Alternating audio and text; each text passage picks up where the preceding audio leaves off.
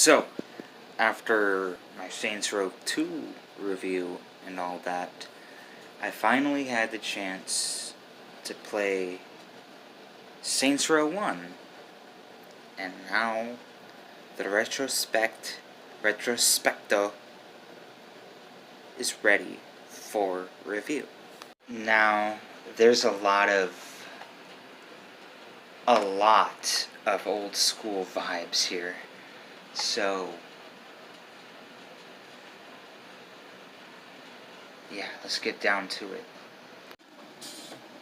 Saints Row 2 was a great game, but Saints Row 1 was the root of the whole series, so there was more kick, and it really felt authentic, and the developers spent a lot of good time and money to translate low-life style type of stuff, to recreate the suburbs and recreate that gangster feel, and it did a phenomenal job. This game is kick-ass.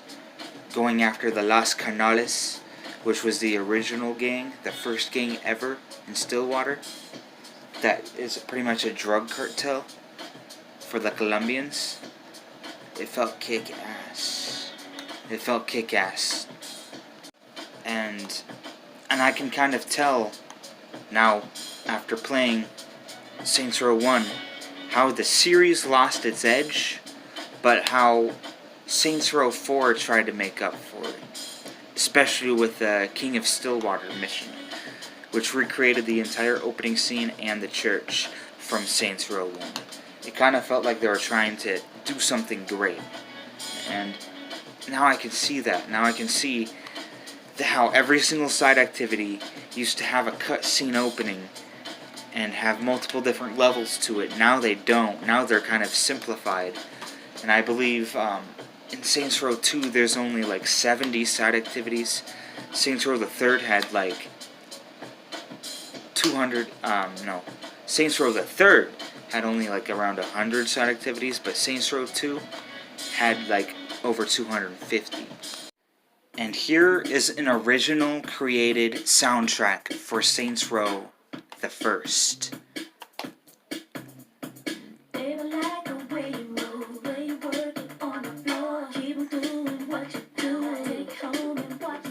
It's pretty kick-ass.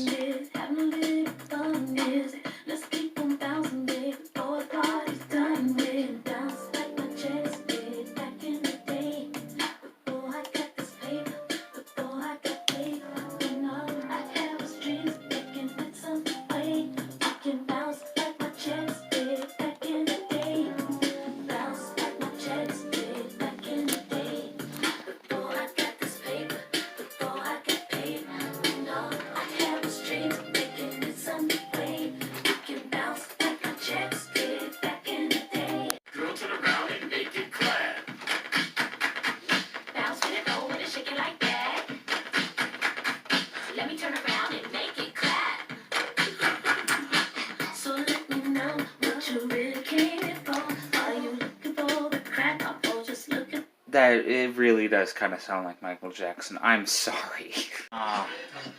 But going around, being the Saints, which is basically the solution to all of the gang problems, knowing that they were originally the Vice Kings, and Julius and Benjamin King had a past, but Julius broke off when the Vice Kings got too fake. That shit is pretty serious.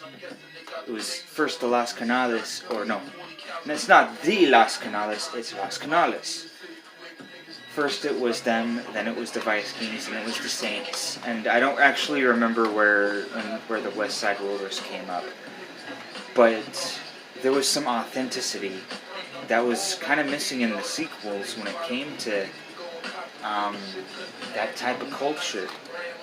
And this is what this game nails. Even Saints Row 2 nailed everything else, but Saints Row 1 nailed the culture. But you got to see the rise of the Saints. And even Saints Row 4, which is probably the third best, maybe second best game in the series, there's even Julius little audio logs that explain that the protagonist was too insane, so he blew him up. So you can kind of see that the meaning of the Saints got lost after Saints Row 1 and kind of became like a psychotic type of cartel in Saints Row 2, and in Saints Row the Third they kind of become almost like an extreme empire that happens to be, you know, do like Saints Flow advertisements and has their own energy drink, which makes sense when you think about it, because Aisha, one of the members of the original Saints, actually was part of the record labels of the Vice Kings, and even the Vice Kings were just record label people. So it's kind of like a natural escalation, but it really could have been described better in Saints Row 3, like this game. But yeah, Saints Row the Third kicked ass. I also wanted to bring in the idea, Aisha's song Back in the Day, before I got paid. That song actually appears in one of the DLCs for Saints Row the Third, which was a really nice callback, because that really does feel like it's the only callback in Saints Row the Third.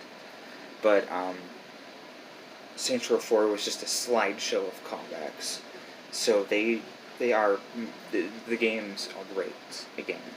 But this game is badass, and something I didn't really do in my Saints Row 2 video is I wanted to talk about the gangs in Saints Row 2. There's the Brotherhood, but mostly I wanted to talk about the Sons of Samdi in Saints Row 2. How there are a whole bunch of voodoo practitioners, Haitian practitioners that spread fear throughout the entire the entire city of Stillwater. I just wanted to bring them up. They were my favorite gang in the entire series, and I hope you enjoy this retrospect, because there's a lot to think about here, about this review. Alright, peace. Here, at the end of this video, I kind of wanted to describe the Saints from the way I saw them when I first played Saints Row 2, is that they were just basically a wannabe empire to take over the world. But that wasn't originally the case. Originally, they wanted to cleanse all the problems away from Stillwater and make it a better place. And the rise and fall of the Saints is really described in Julius in Saints Row 2, when he's described, yeah, we're just Vice Kings that wore purple. Basically, if you think about it, in Saints Row 3, they were kind of like doing, making their own brands, their own products, their own clothing line, and doing advertisements for all that. Kind of like how the Vice Kings did their own record labels.